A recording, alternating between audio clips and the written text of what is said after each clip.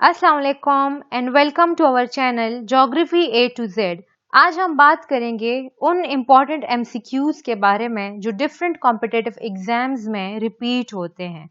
लेकिन वीडियो का बाकायदा आगाज करने से पहले जो स्टूडेंट्स मेरे चैनल पे नए आए हैं वो ज़रूर मेरे चैनल को सब्सक्राइब करें।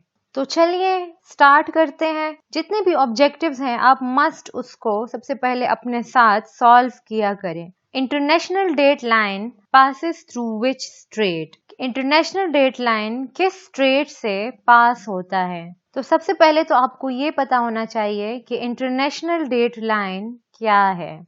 ये एक्चुअली एक इमेजिनरी लाइन है और इसको 180 डिग्री लॉन्गिट्यूड बी कहते हैं और ये एक जिगजैग लाइन है। ये क्यों जिगजैग लाइन है और इसका डे एंड नाइट के साथ क्या रिलेशनशिप है, ये सब मैंने लैटिट्यूड एंड लॉन्गिट्यूड के टॉपिक में डिटेल के साथ डिस्कस किया है, जिसका लिंक मैं डिस्क्रिप्शन में दे देती हूँ। अच्छा, और स्ट्रेट क्या है? तो straight actually a narrow passage of water है जो दो लार्ज वाटर बॉडीज को कनेक्ट करता है और दो लार्ज लैंड मासेस को सेपरेट करता है। यहाँ पे अगर आप देखें तो ये इंटरनेशनल डेट लाइन जो है ये एक स्ट्रेट से पास होता है। तो चलिए देखते हैं कि ये कौन सा स्ट्रेट है। सुंडा स्ट्रेट। सुंडा स्ट्रेट एक्चुअली सुमात्रा को जावा से सेपरेट करता है और जावा सी को जो पैसिफिक ओशन में है इंडियन ओशन से मिलाता है। Second is straight of Malacca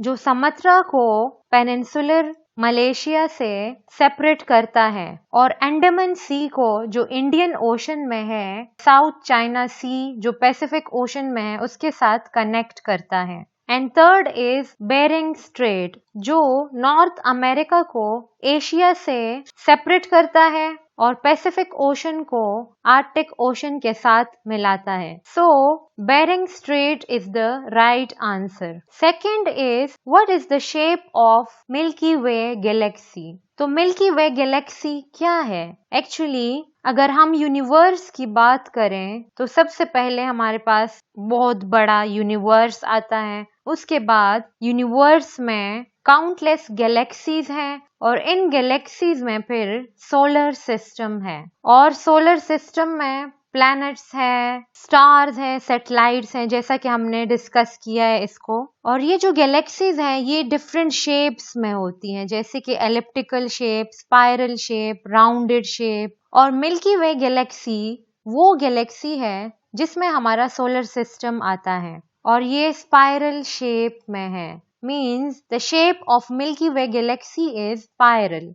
Next is the circumference of Earth at equator is. Circumference means अगर for example आप इक्वेटर के ऊपर खड़े हैं और उसी लाइन में आप अर्थ का एक गोल चक्कर लगाते हैं और उसी पॉइंट पे वापस आते हैं तो इसको सिंपली सरकमफ्रेंस कहते हैं। अब यहाँ पे हमसे मांगा है कि इक्वेटर के ऊपर ये सरकमफ्रेंस कितना है। सबसे पहले हम यहाँ पे देखते हैं कि सरकमफ्रेंस को फाइंड आउट या मैयर किसने किया। तो इसको एरेटोस्थीन्स ने मैयर किया है जो ग्रीक स्कॉलर है और इसको फादर ऑफ ज्योग्राफी भी माना जाता है क्योंकि इसने for the first time geography का वर्ड यूज किया था। अच्छा, अब यहाँ पे डिफरेंट आंसर्स गिवन है। अगर आप देखें तो 24,901 किलोमीटर ये सारे आंसर्स हैं। अब ये जो 24,901 किलोमीटर है ये सरकमफ्रेंस ऑफ अर्थ है, लेकिन ये जो हमारे पास यूनिट गिवन है ये गलत है। मींस ये माइल्स में circumference of earth at equator इतना है।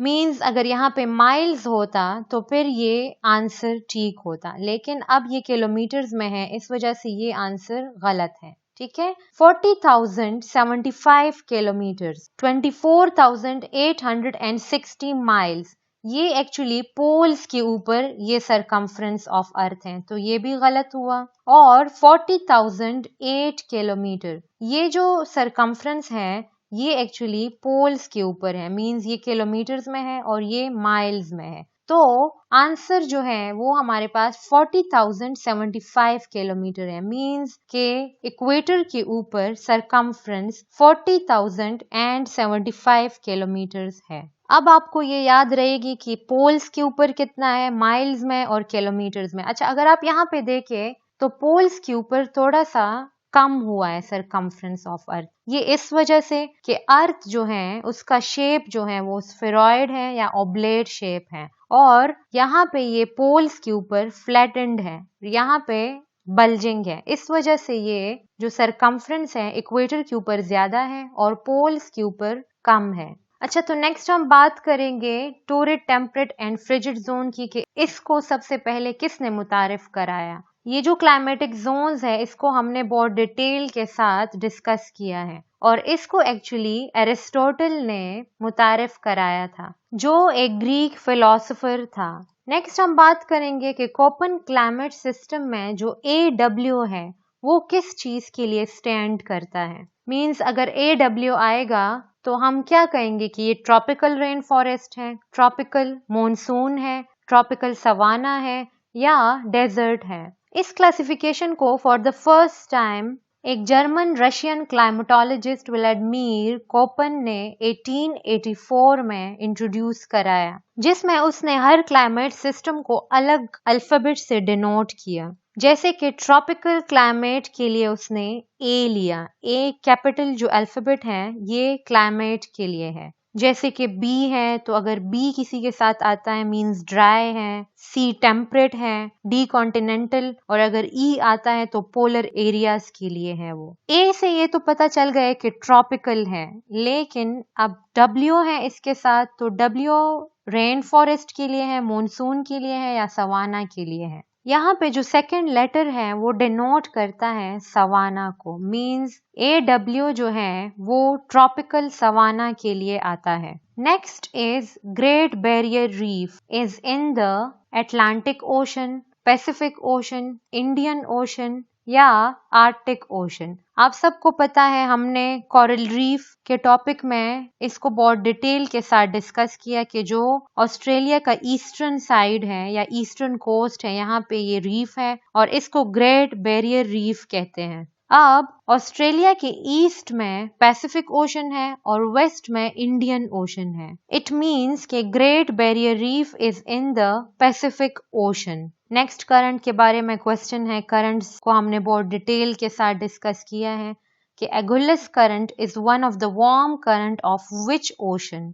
अच्छा, अब अगर हम यहाँ पे बात करें तो जो साउथ इक्वेटोरियल करंट है जब ये साउथ की तरफ डिफ्लेक्ट होता है ड्यू टू कॉरियोलिस फोर्स और रोटेशन ऑफ अर्थ, तो जब ये मेडागास्कर आइलैंड के साथ स्ट्राइक करता है तो यहाँ पे ये 2 में डिवाइड हो जाता है। मेडागास्कर की ईस्टर्न साइड के ऊपर जो करंट फ्लो करता है उसको कहते हैं मेडागास्कर करंट, और जो वेस्टर्न साइड पे फ्लो करता है क्योंकि यहाँ पे मोजाम्बिक कंट्री है तो इसको नाम दिया मोजाम्बिक। और जब ये दोनों करंट्स यहाँ पे आके मेडागास्कर के टिप के ऊपर दोबारा कनेक्ट होते हैं और आगे की तरफ मूव करते हैं तो इसको कहते हैं एगुलस करंट, जो एक वार्म करंट है। और आप सबको पता है कि मेडागास्कर कहाँ पे है, इंडियन ओशन में है। It means Agulhas is one of the warm current in Indian Ocean. Next is cartographers classify maps into 2 broad categories. The one is reference map and the other is, अच्छा, cartographers means those who study cartography. अब cartography क्या चीज है? Cartography is the study of map making.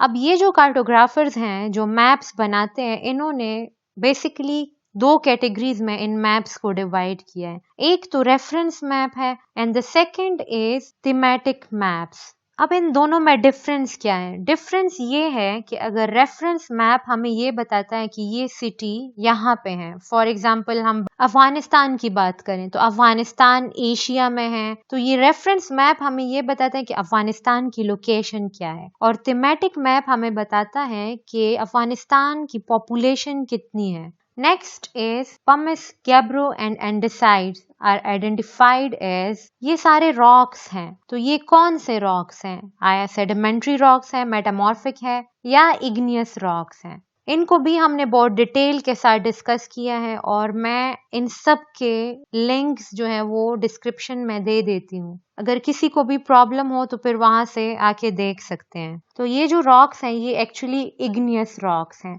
Next is Indus Water Treaty Project were financed by simply ये Indus water treaty जो है ये India और पाकिस्तान के दरमियान वाटर डिस्ट्रीब्यूशन की एक ट्रीटी है, क्योंकि पार्टीशन के बाद वाटर का बहुत बड़ा मसला बन गया था और इसको जवाहरलाल नेहरू और अयूब खान ने कराची में 19 सितंबर 1960 को साइन किया था, जिसको वर्ल्ड बैंक ने फाइनेंशियली सपोर्ट किया था। Next is barchan is a name of, barchan क्या चीज है?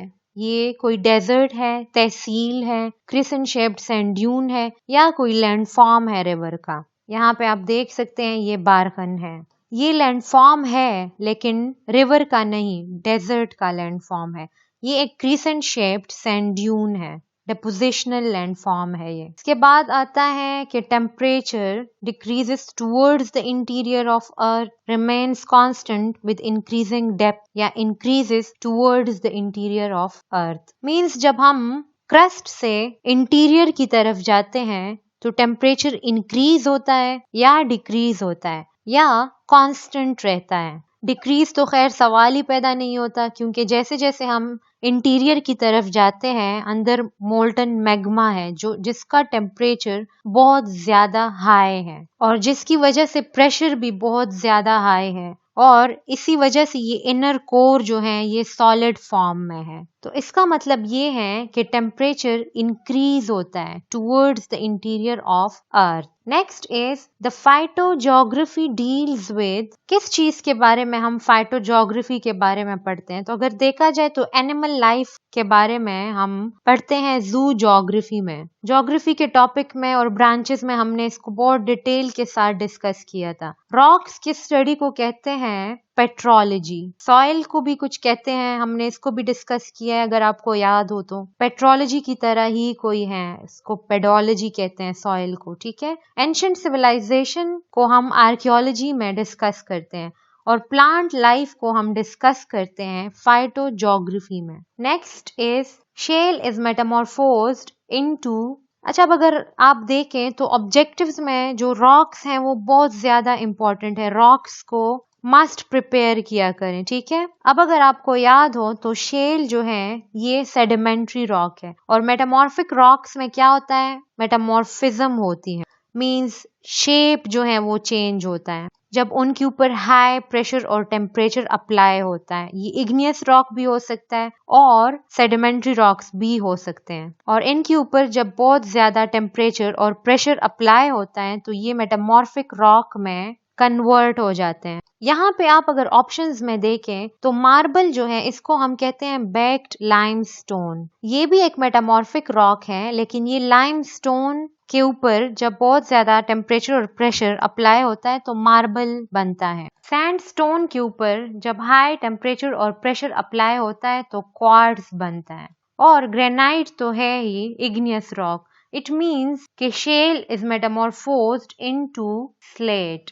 Next is stalactites and stalagmites are associated with which region? अच्छा, ये जो स्टेलेक्टाइट और स्टेलेग्माइट है ये एक्चुअली लैंडफॉर्म है सेडिमेंट्री रॉक के। सेडिमेंट्री रॉक में इसको हमने डिस्कस भी किया था लेकिन वहां पे शायद थोड़ी सी कंफ्यूजन हो गई थी स्टेलेग्माइट और स्टेलेक्टाइट में। एक्चुअली ये जो लैंडफॉर्म्स हैं ये केव्स में बनते हैं जब लाइमस्टोन वाटर के साथ मिक्स होता है और वाटर फिर एवापोरेट होता है तो ये लैंडफॉर्म्स बनते हैं। इसमें से कुछ वाटर जो होता है वो ग्राउंड के ऊपर ही ड्राई अप हो जाता है और कुछ जब सीलिंग तक पहुंचता है तो वहां से जब दोबारा ये नीचे की तरफ गिरता है तो रास्ते में ही ये ड्राई अप हो जाता है। तो इसको स्टेलेक्टाइट और स्टेलेग्माइट कहते हैं। इससे इस तरह के पिलर्स बनते हैं बड़े बड़े और ये लाइमस्टोन रीजन से एसोसिएटेड है, मींस ये जो लैंडफॉर्म है ये लाइमस्टोन रीजन्स में बनते हैं। Next is the sun always rises in the east because